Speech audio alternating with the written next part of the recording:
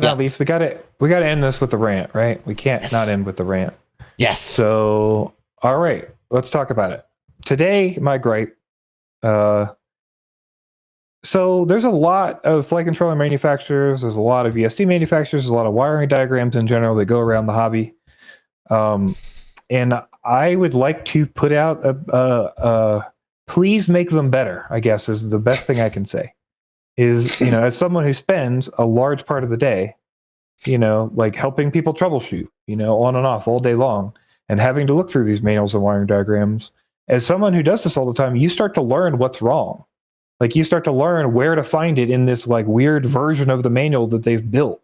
And you it's not intuitive where it's at, or it's like backwards, or like you've learned that, oh no, UART 2 and 5 is swapped on that manual. Because that's the ones they printed. I think that's a Mamba. There's a Mamba stack like that. What is I think it's a Mamba. There was a DAL RC F405 where the TX and the RX on UART 3 were swapped. Rotor Riot sold it for a while. And if it wasn't documented anywhere, you would just think that UART 3 didn't work. And somehow someone figured out that they were swapped, and then I remembered it. Yeah. Yeah. I mean, and they didn't fix it. They released multiple versions of that board and never fixed it. That's the problem. That's the whole freaking problem here. It's like you identify this issue, then you put out notice somewhere, like on everywhere that sells it. Tell your your wholesalers, like, hey, put this on your page. Paste on the top that like this is the new thing. We sent the wrong thing. We're sorry. Or hey, these are swaps. Please let people know. It shouldn't be up to like random members of the community to like have PSAs to let people know that like UART's in the wrong place. I mean, that is literally my entire career right now. So I don't know if I feel I'm not liking this rant anymore. Rest assured. I have a rant. Manufacturers, please continue to make shitty documentation that confuses all your customers because it's made me successful.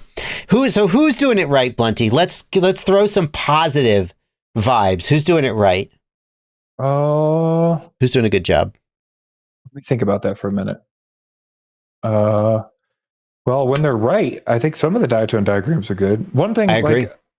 I'm trying to think of who, like, specifically I have. Maytech has good ones. Maytech has good diagrams and good documentation.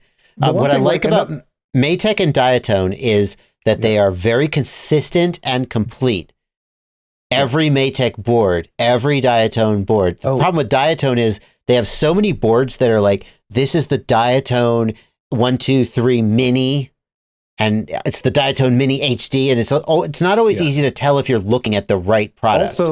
Also, their website is terrible for actually finding the diagrams. Like if it's not on the page for the flight controller, then it's like you're searching through some weird drop down, like that's in sections. Yeah, I've been there 100 times and I still don't know how to find anything. Yeah, it's organized very badly, but their diagrams are good. Yeah, Maytech's organized well and their diagrams are good. Yeah, one thing I'll also mention is that I've noticed on some of those Mamba diagrams, they like don't make sense. Like you still have to change a setting that they don't really show you. So they'll like have an RX line that's not inverted on an F4, but then they'll run both S-Bus and the Crossfire to that. So then one of those is not going to be right, but I don't know by default what you set it to or how it's going to be, Those kind of things are really annoying too. TBS has great manuals. All the TBS manuals are excellent. And they've it used to be that TBS manuals were often a little out of date, but they've actually gotten super on top of updating them lately and have been doing a great job. iFlight, I wasn't sure if you were going to call them out.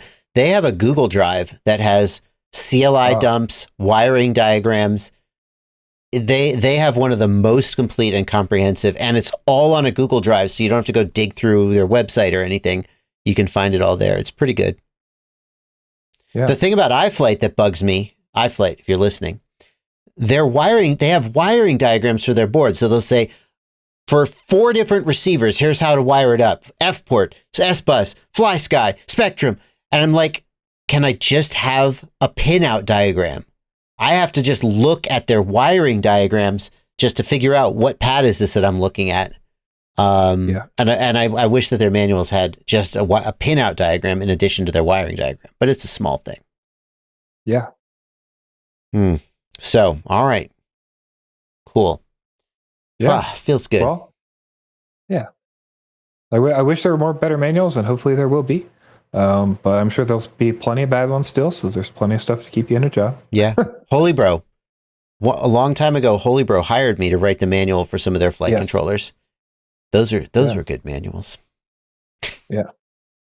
Alrighty. If you want proofreading, I don't want to write a manual, but if you want proofreading, I'll help whoever wants to reach out.